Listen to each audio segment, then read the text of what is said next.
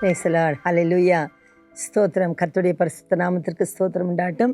இந்த காலவெளியிலுமாய் மறுபடியுமாய் நாம் எல்லாரும் கர்த்தருடைய சமூகத்தில் வந்து தேவன் நமக்கு பாராட்டின பிரதான நன்மைகளுக்காய் கிருபைகளுக்காய் கர்த்தருக்கு நாம் நன்றி சொல்கிறேன். இந்த நாளிலுமாய் கூட நாம் எடுத்திருக்கிற பாடம் கொஞ்சம் கஷ்டமான பாடமாக இருக்கலாம். ஆனாலும் இது நாம் தெரிந்து கொள்ள வேண்டியது அவசியமாக இருக்குது. கர்த்தருடைய வருகைக்கு ஆயத்தப்பட்டிருக்கிற நாம் என்ன உபத்திரவங்கள் பாடுகள் வந்தாலும் அதில் நாம் உறுதியாக இருக்க வேண்டும். Steadfastness in our life. நம்முடைய வாழ்க்கையிலே ஒரு உறுதி, கர்த்தரை விட்டு விலகாத ஒரு மனம் இருக்க வேண்டும். என்ன வந்தாலும் உபத்திரவம் பாடுகளோ நிந்தைகளோ அவமானங்களோ என்ன வந்தாலும் நான் கர்த்தரை விட்டு விலக மாட்டேன் என்று சொல்லி தேவன் பேரில் வைக்கிற அந்த விசுவாசத்தில் நாம் நாளுக்கு நாள் நாம் வல்லவர்களாக மாற வேண்டும். இந்த இடத்துல நாம் வாசிக்கிறோம். அப்போஸ்தலர் 5:41 நாம் வாசிக்கிறோம். 5:41 அவருடைய நாமத்திற்காக நாங்கள் அவமானம் அடைவதற்கு பாத்திரராய் எண்ணப்பட்டபடினால் சந்தோஷமாய் ஆலோசனை சங்கத்தை விட்டு புறப்பட்டு போய் அவர்கள் எங்கும் தெரிந்து சுவிசேஷத்தை அறிவிக்கிறார்கள். அவர்களை கூப்பிட்டு அவர்களை அவமானப்படுத்துகிறார்கள். பரிசேயரும் ஆசாரியரும் பயமுறுத்தி இனி இந்த இயேசுவை பற்றி பேசக்கூடாது என்று சொல்கிறார்கள். ஆனால் அவர்கள் என்ன நினைக்கிறார்கள்? இயேசுவுக்காக நாங்கள் பாடுபட்டதினால் சந்தோஷமாக இருக்கிறோம் என்று. பாருங்கள், இது அவர்களால் எப்படி சொல்ல முடிந்தது என்று சொன்னால் அவர்களை பலப்படுத்துகிற கிறிஸ்து. அது மட்டும் இல்லாதபடிக்கு பரிசுத்த ஆவியானவர் அவர்களை திடப்படுத்தினார். அதனால்தான் அவர்கள் பாடுகள், மனுஷரால் உபத்திரம், கள்ள சகோதரர்களால், அரசாங்கத்தினால இப்படி சரீரத்தில் பாடு, பசி, பட்டினி இதெல்லாம் இருந்தாலும் கூட அவர்கள் சந்தோஷமாக இருக்க காரணம் என்ன என்றால் அவர்கள் திடமனதாக இருக்க, உபத்திரவத்திலே திடமனதாக இருக்க காரணம் கர்த்தர் அவர்களை பலப்படுத்தினார். அது மட்டும் இல்லாதபடி இன்னமாய் கூட அப்போஸ்தலர் 14:22 வாசிக்கிறோம். சீஷருடைய மனதை திடப்படுத்தி விசுவாசத்தில் நிலைத்திருக்கும்படி அவர்களுக்கு புத்தி சொல்லி நாம் அநேக உபத்திரவங்களின் வழியாய் தேவனுடைய ராஜ்யத்தில் பிரவேசிக்க வேண்டும் என்று சொன்னார்கள். அந்த நாட்களில் உபத்திரவங்கள் பெருகின பொழுது ஜனங்கள் சிதறி போனார்கள். ஆனால் அப்போஸ்தலர் என்ன செய்தார்கள்? அவர்களை திடப்படுத்தினார்கள். உபத்திரவப்படுகிறவருடைய உபத்திரவத்தை கர்த்தர் அற்பமாக எண்ணவே மாட்டார். மங்கி எறிகிற திரியை கர்த்தர் அணைத்து போடவே மாட்டார். அந்த நெறிந்த நாணலை முறிக்காத தேவன். நம்ம உபத்திரவப்படும் பொழுது வசனம் சொல்லுகிறது, அவர்களுடைய உபத்திரவத்திலே அவர்தாமே நெருக்கப்பட்டார் என்று சொல்லி.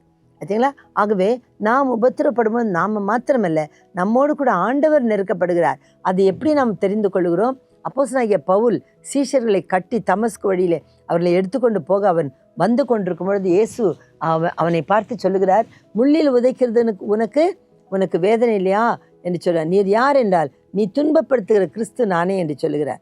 இயேசு நானே என்று. அப்போஸ்தலனாகிய பவுல் இயேசுவை பார்க்கவே இல்லை. அவன் துன்பப்படுத்தவில்லை. அவன் யாரை துன்பப்படுத்தினான்? கர்த்தருடைய பிள்ளைகளை துன்பப்படுத்தினான். ஆனால் இயேசு சொல்லுகிறார், என்னை துன்பப்படுத்தினாய் என்று சொல்லி. அப்போ கர்த்தருடைய மக்களுடைய துன்பம் ஆண்டவராய் இயேசு கிறிஸ்து தன்னுடைய சரீரத்தில் அவர் சுமக்கிறவராக இருக்கிறார். அவர் ஏற்றுக்கொள்கிறவராக இருக்கிறார். ஆகவே நாம் மாத்திரமல்ல, நம்மோடு நம்முடைய தேவனும் சேர்ந்து உபத்திரவப்படுகிறார் என்பதை நாம் நினைத்து கொள்ளும். அநேக உபத்திரவத்தின் வழியாய் தான் நாம் தேவனுடைய ராஜ்யத்திலே பிரவேசிக்க வேண்டும். உபத்திரவம் வரும் பொழுது நாம் சோர்ந்து போகக்கூடாது, இருதயம் திடனடைய வேண்டும் என்று சொல்லி அப்போஸ்தலர்கள் புத்தி சொல்கிறார்கள். அல்லேலூயா. இன்னுமாய் கூட அப்போஸ்தலர் 20:23 வாசிக்கிறோம். அப்போஸ்தலனாகிய பவுல் இதை சொல்லுகிறார். மிகவும் ஒரு ஹார்ட் டச்சிங்கான வசனம் இது. பாருங்கள், கட்டுகளும் உபத்திரவங்களும் எனக்கு வைத்திருக்கிறது என்று பரிசுத்த ஆவியானவர் பட்டணங்கள் தோறும் அறிவிக்கிறார். ஒரு பட்டணத்துக்குள்ளே போனோடனே பரிசுத்த ஆவி வச்சா, இங்கே ஒன்று அடிக்க போகிறாங்க, இங்கே ஒன்று கட்ட போகிறாங்க, ஜெயிலில் தூக்கி போட போகிறாங்க, இப்படியெல்லாம் மரணத்துக்கு ஏதுவான அடிகளை அடித்து அவனை தூக்கி போடுகிறார்கள். அப்போஸ்தலனாகிய பவுலை அவர்களை தூக்கி போட்டு போய்விடுகிறார், மரித்தார் என்று. ஆனால் அவர் எழுந்து நின்று அவர் வசனத்தை பிரசங்கித்தார் என்று பார்க்கிறோம். இது போல கட்டுகளும் காவல்களும் உபத்திரவங்களும் பட்டணங்கள் தோறும் அவருக்கு இருந்தாலும் ஆகிலும் 24 அவர் சொல்கிறார். 20:24 அப்போஸ்தலர் 20:24 ஆகிலும் அவைகளில் ஒன்றை குறித்தும் நான் கவலைப்படேன், என் பிராணனையும் நான் அற்பமாய் எண்ணேன், என் ஓட்டத்தை சந்தோஷத்தோடு முடிக்கவும் தேவனுடைய கிருபையின் சுவிசேஷத்தை பிரசங்கம் பண்ணும்படிக்கு நான் கர்த்தராகிய இயேசுவினிடத்தில் பெற்ற ஊழியத்தை நிறைவேற்றவே விரும்புகிறேன். பார்த்தீங்களா? தேவன் நம்மை ஊழியத்துக்கு அழைத்திருக்கிறார். நமக்கு ஊழியத்தின் பாதையில் பல உபத்திரவங்கள், பல தொல்லைகள் வரும். ஆனால் அவைகள் நம்முடைய ஊழியத்தை நிறுத்தக்கூடாது. அவைகள் நம்முடைய வேலையை நிறுத்தவே கூடாது. நாம் தொடர்ந்து தேவனுடைய வேலையை செய்கிறவர்களாக இருக்க வேண்டும். பாடுகளோ உபத்திரவங்களோ இதை எங்களுடைய பாஸ்டர் யஷ்வந்த்குமாருடைய வாழ்க்கையிலே நாங்கள் இதை படித்தோம் என்று சொல்ல நான் தயங்கவே கூடாது. இதை நான் தைரியமாக உங்களுக்கு சொல்லுகிறேன். அவருடைய சரீரத்தில் உச்சியிலிருந்து உள்ளங்கால் வரைக்கும் எத்தனையோ வியாதிகள், போராட்டங்கள், பலவீனங்கள், காயங்கள், இதெல்லாம் நடந்தது.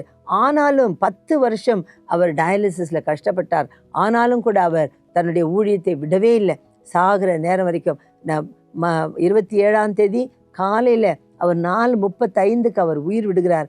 ஆனால் 26ஆம் தேதி சாயங்காலம் 5:30 மணிக்கு கூட ஒரு பாஸ்டருக்கு அவர் ஜெபம் பண்ணி ஆசீர்வதித்து காணிக்கை கொடுத்து அனுப்பினார். பார்த்தீங்களா? அப்போ இதை நாம் பார்க்கும் பொழுது அவர் கடைசி வரைக்கும் முடியாத பட்சத்தில் கூட அவர் பல ஊர்களுக்கு போயிட்டு சுவிசேஷத்தை சொல்லிவிட்டு அவர் வருவார். மகன்மார்கள் சொல்லுவாங்க, நில்லுங்க, நீங்கள் போதும், நீங்கள் செய்ததுன்னா கூட கேட்க மாட்டார். அவர் வாயில் சத்தம் இருக்கிற வரைக்கும் பேசுவேன், காலில் பலன் இருக்கிற வரைக்கும் நான் நடப்பேன். அந்த கால் கூட வெட்டப்பட்டது. ஆனாலும் அவர்கள் ஊழியத்தை விடவே இல்லை. இதுதான் உபத்திரவத்தின் வழியாக என்ன பாடுகள் வந்தாலும் ஊழியத்தை மாத்திரம் நம்ம விடக்கூடாது. ஊழியத்தை செய்கிறவர்களாய் நாம் இருக்க வேண்டும். இது அற்ப கால உபத்திரவம். நமக்கு இருக்கிறது லேசான உபத்திரவம். இனி வரப்போகிற மகிமைக்கு ஒப்பிடத்தக்கவைகளே அல்ல. அதனால் பாருங்கள், அப்போஸ்தலர்கள் எவ்வளோ பாடுபட்டாங்க. இதெல்லாம் நமக்கு ஒன்றுமே இல்லைங்க. நான் அதான் பிள்ளைகளோடு சொல்லி கொண்டிருந்தேன். நமக்கு வீடு வாசல்கள், விசாரிக்க ஜனங்கள், போகிற வருகிற இடங்கள், நமக்கு எல்லாம் சௌகரியமாக இருக்குது. ஆனால் இதற்கு மத்தியில் கொஞ்சம் காரியத்தை நாம், கொஞ்சம் கஷ்டத்தை நம்ம பெருசாக பேசிக்கொள்கிறோம். ஆனால் அப்போஸ்தலர்கள் பயங்கர பாடுபட்டார்கள். இன்னுமாய் கூட நான் வாசிக்கும் பொழுது ரோமர் 8:35 நாம் வாசிக்கிறோம். உமது நிமித்தம் எந்நேரமும் கொல்லப்படுகிறோம், அடிக்கப்படும் ஆடுகளைப் போல எண்ணப்படுகிறோம் என்று எழுதியிருக்கிறபடி நேரிட்டாலும் நாங்கள் என்ன பண்ண மாட்டோம், உம்முடைய அன்பை விட்டு நம்மை பிரிக்காது. கிறிஸ்துவின் அன்பை விட்டு நம்மை பிரிப்பவன் யார்? உபத்திரவமோ, வியாகுலமோ, துன்பமோ, பசியோ, நிர்வாணமோ, நாசமோசமோ, பட்டயமோ, இவள் எல்லாவற்றிலும் நாம் நம்மில் அன்பு கூறுகிறாளே முற்றிலும் ஜெயம் கொள்ளுகிறவர்களாய் இருக்கிறோம். மரணமானாலும் ஜீவனானாலும் தேவதூதர்களானாலும் அதிகாரங்களானாலும் வல்லமைகளானாலும் நிகழ்காரியமானாலும் வருங்காரியங்களானாலும் உயர்வானாலும் தாழ்வானாலும் வேறெந்த சிருஷ்டியானாலும் நம்முடைய கர்த்தராகிய இயேசு கிறிஸ்துவின் மேலுள்ள அன்பிலிருந்து நம்மை பிரிக்க மாட்டாது என்று நாங்கள் அறிந்திருக்கிறோம் என்று சொல்லுகிறார்கள். பார்த்தீங்களா? பிரிக்க மாட்டாது என்று நிச்சயித்திருக்கிறோம் என்று சொல்லுகிறார்கள். பார்த்தீங்களா? இது போல உபத்திரவங்கள் எவ்வளோ பயங்கரமாக இருக்கு பாருங்க. நான் உங்களுக்கு வேகமாக வாசிட்டேன், எனக்கு நேரம் இல்லாதனால. ஆனால் நீங்கள் எடுத்து அதை வாசித்து பாருங்கள். ஒவ்வொரு விஷயமும் எவ்வளோ பயங்கரமாக, வருங்காரியங்கள், எதிர்காலங்கள், இன்னும் உயர்வான காரியங்கள், தாழ்வான காரியம், எல்லாத்திலையும் நமக்கு உபத்திரவங்கள் வருகிறது.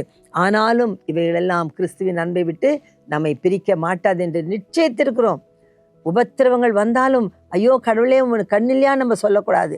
ஆண்டவரே, உமது நாமத்தின் நிமித்தம் இந்த உபத்திரவத்தை நான் சந்தோஷமாக ஏற்றுக்கொள்கிறேன். வரப்போகிற மகிமையிலே எனக்கு ஜீவ கிரீடங்கள், முத்துக்கள், கற்கள், வெளியேறி பெற்ற கற்கள் கிரீடங்களிலே பதிக்கப்படும். ஆகவே நாம் உபத்திரவத்தை நாம் சந்தோஷமாக ஏற்றுக்கொள்ள அப்போஸ்தலர் இடத்திலே நாம் படித்துக் கொள்கிறோம். 2 கொரிந்தியர் 1:8 நாம் வாசிக்கிறோம். ஆகையால் சகோதரர்களே, ஆசியாவில் எங்களுக்கு நேரிட்ட உபத்திரவத்தை நீங்கள் அறியாதிருக்க எங்களுக்கு மனதில்லை. ஏனெனில் பிழைப்போம் என்ற நம்பிக்கை அற்றுப்போகத்தக்கதாக எங்கள் பலத்திற்கு மிஞ்சின அதிக பாரமான வருத்தம் எங்களுக்கு உண்டாயிற்று. சில நேரங்களில் நாம் மரித்து போவோம் என்றதான பயங்கர சூழ்நிலைமைகள் வருகிறது. ஆனாலும் கர்த்தர் அதிலிருந்து நம்மை தப்புவிக்கிறார். நம்முடைய வாழ்க்கையில அந்த சூழ்நிலையை நாம் அனுபவித்திருக்கிறோம். கர்த்தர் நம்மை அதிலிருந்து தப்புவித்தார், சாட்சியாய் நிலைநிறுத்தினார். ஆண்டவருக்கு மகிமை செலுத்தத்தக்கதாக நம்ம இந்த நாள் வரைக்கும் கர்த்தர் வைத்திருக்கிறார். அதற்காக நம்ம கர்த்தருக்கு நன்றி சொல்ல வேண்டும். 2 கொரிந்தியர் 7:5 வாசிக்கிறோம். எப்படி என்றால், நாங்கள் மக்கதோனியா நாட்டில் வந்த பொழுது எங்கள் சரீரத்துக்கு இளைப்பாறுதல் ஒன்றுமில்லாமல் எப்பக்கத்திலும் உபத்திரவப்பட்டோம். புறம்பே போராட்டம், உள்ளே பயங்கள் இருந்தது. புறம்பே போராட்டம் என்றால் ஆசாரிய பரிசேயர்களாலே, யூதர்களாலே, ஜபாலய தலைவர்களாலே, அரசாங்கத்தினாலே இவர்களுக்கு உபத்திரவங்கள் இருந்தது, போராட்டங்கள் இருந்தது, உள்ளே பயம் இருந்தது. எந்நேரமும் என்ன நடக்குமோ என்று தெரியாதபடிக்கு அவர்கள் பயத்திலே வாழ்ந்து, ஆனாலும் தைரியமாய் சுவிசேஷத்தை அவர்கள் பிரசங்கித்தார்கள். அற்புத அடையாளங்களினாலே கர்த்தர் அவர்களோடு கூட இருந்து அவர்களை உறுதிப்படுத்தினார் என்று சொல்லி பார்க்கிறோம். அப்போ இப்படிப்பட்ட பயங்களோடும் உபத்திரவங்களோடும் கூட அவர்கள் கர்த்தருடைய ஊழியத்தை விடாமல் செய்தார்கள். இன்னும் நம்ம வாசிக்கிறோம். கொலோசியர் 1:24 இப்பொழுது நான் உங்கள் நிமித்தம் அனுபவிக்கிற பாடுகளில் சந்தோஷமடைந்து கிறிஸ்துவனுடைய உபத்திரவங்களில் குறைவானதை அவருடைய சரீரமாகிய சபைக்காக என் மாம்சத்தில் நிறைவேற்றுகிறேன். அதனால சபை பலப்படுவதற்காக நாம் கொஞ்சம் உபத்திரவப்பட்டாலும், உபவாசம் எடுத்தாலும், ஜெபித்தாலும், அவமானப்பட்டாலும் அதற்காக நாம் வருத்தப்படக்கூடாது. Praise the Lord. ஆகவே சரீரமாகிய சபை, கிறிஸ்துவின் சரீரமாகிய சபை பலப்பட வேண்டும். அதற்காக நாம் சில உபத்திரவங்களை சகிக்கிறது நமக்கு நன்மையாக இருக்கிறது. இன்னமாய் கூட எபிரேயர் 11:36 நாம் அந்த அப்போஸ்தலர் பட்ட உபத்திரவங்களை பார்க்கிறோம். பாருங்க, நிந்தைகளும் அடிகளும் கட்டுகளும் காவல்களையும் அனுபவித்தார்கள். கல்லெறியுண்டார்கள், வாளால் அறுப்புண்டார்கள், பரீட்சிக்கப்பட்டார்கள், பட்டயத்தால் வெட்டப்பட்டு மரித்தார்கள். செம்மறி ஆட்டு தோள்களையும் வெள்ளாட்டு தோள்களையும் போர்த்தி கொண்டு திரிந்தார்கள். குறைவுகளையும் உபத்திரவத்தையும் துன்பத்தையும் அனுபவித்தார்கள். உலகம் அவர்களுக்கு ஒரு பாத்திரமாய் இருக்கவில்லை. அவர்கள் வனாந்திரத்திலும் மலைகளிலும் குகைகளிலும் பூமியின் வெடிப்புகளிலும் சிதறுண்டடைந்தார்கள். இவர்கள் எல்லாரும் விசுவாசனால் நற்சாட்சி பெற்று வாக்குத்தத்தம் பண்ணப்பட்டதை அடையாமல் போனார்கள். இவங்கெல்லாம் இவ்வளோ பாடுபட்டார்கள். அப்போஸ்தலர்கள், பரிசுத்தவான்கள், பழைய ஏற்பாட்டில் பரிசுத்தவான்கள் எவ்வளோ பாடுகளை அனுபவித்தார்கள். ஆனாலும் அவர்கள் என்ன செய்தார்கள்? அந்த வாக்குத்தத்தம் பண்ணப்பட்டதை அடையாமல் போனார்கள். வாக்குத்தத்தம் பண்ணப்பட்டது யார்? ஆண்டவராகிய இயேசு கிறிஸ்து. அவருடைய ரட்சிப்பு, அவருடைய பரிசுத்தாவினுடைய வல்லமை, இதெல்லாம் வாக்குத்தத்தம் பண்ணப்பட்டிருந்தது. ஆனால் பழைய ஏற்பாட்டிலே ஆண்டவராகிய இயேசு கிறிஸ்துவின் ரட்சிப்பை காணாமல் அநேகர் என்ன செய்தார்கள்? அவரை காணாமலே மரித்து போகிறார்கள். ஆனால் தான் வேதம் சொல்கிறது, கடைசியில் எபிரேயர் 11:40 சொல்லுகிறது, அவர்கள் நம்மை அல்லாமல் பூரணராகாதபடிக்கு விசேஷித்த நன்மை ஒன்றை தேவன் நமக்கு முன்னதாக நியமித்திருக்கிறார். இக்காலங்களிலே, இந்த கடைசி காலங்களிலே நாம் ரட்சிக்கப்பட ஆண்டவராகி இயேசு கிறிஸ்துவை கொடுத்தார்.